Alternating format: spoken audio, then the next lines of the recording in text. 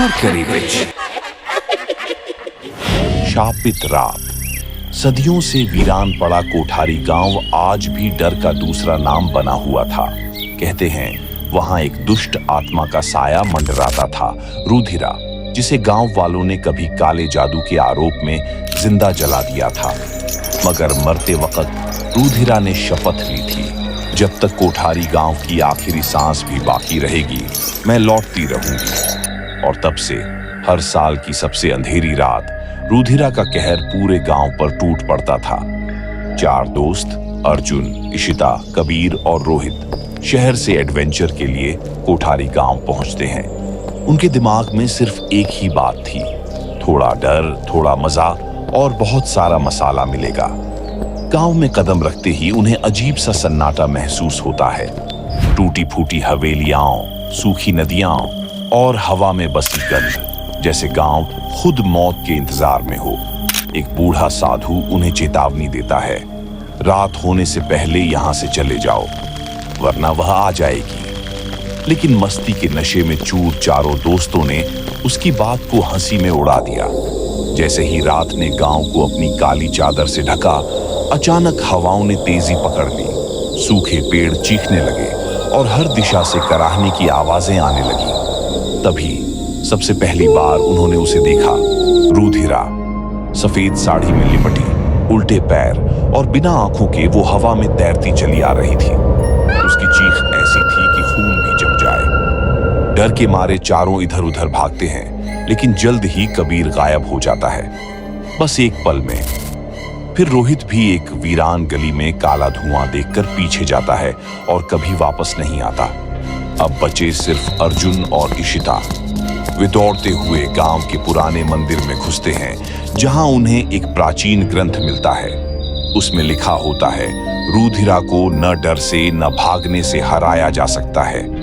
उसे उसी अग्नि से नष्ट करना होगा जिसमें वो मरी थी, लेकिन इस बार शुद्ध रक्तमाला के साथ। रक्तमाला बनाने के लिए उन्हें अपनी खुद की कुर्बानी देनी थी, अपने खून से माला तैयार करनी थी। समय कम था, मौत उनके सिर पर मंडरा रही थी। डर को पीछे छोड़कर अर्जुन और इशिता पुराने कुएं के पास जाते हैं, जहां तांत्रिक साधुओं के बीज बिखरे पड़े थे। इशिता अपनी उंगलियां चीरती है, खून टपकता है और माला बनती है। जैसे ही माला पूरी होती है, हवाओं में हलचल मच जाती है। रुधिरा को एहसास हो जाता है कि उसकी मौत करीब है। अब शुरू होता है असली टकराव। रुधिरा विकराल रूप धारण कर लेती है, उसके बाल बवंडर की तरह उड़ते हैं, आंखों से आग की लपटें निकलती हैं और उसकी चीखों से धरती कांपने लगती है। अर्जुन और इशिता माला लेकर उसकी तरफ दौड़ते हैं। वह काले जादू से मंदिर की दीवारें गिराती है, हवाओं से वार करती है, पर अर्जुन हार नहीं मानता। खून से सनी माला को अर्जुन एक जोरदार छलांग मारकर सीधे रुधिरा के गले में डाल देता है। जैसे ही माला उसके गले में पड़ती है, रुधिरा की रूह छटपटाने लगती है। उसकी चीख गगनभेदी हो उठती है, शरीर राख में बदलने लगता है। पर काम अभी पूरा नहीं हुआ था। अर्जुन तुरंत मंदिर के शुद्ध अग्नि को उठाता है और उसे रुधिरा पर फेंक देता है। आग लगते ही रुधिरा की देह जलने लगती है, वह तड़पती है, चीखती है और उसके साथ ही गांव की दीवारें कांपती हैं। आसमान बिजली से भर जाता है। कुछ ही पलों में हवाएं थम जाती हैं, अंधेरा छंट जाता है और गांव में पहली बार सूरज की किरणें पड़ती हैं। रुधिरा हमेशा के लिए राख बन जाती है। अर्जुन और इशिता थके हुए, घायल लेकिन जीवित गांव से बाहर निकलते हैं। अब कोठारी गांव फिर से जीवित हो चुका था।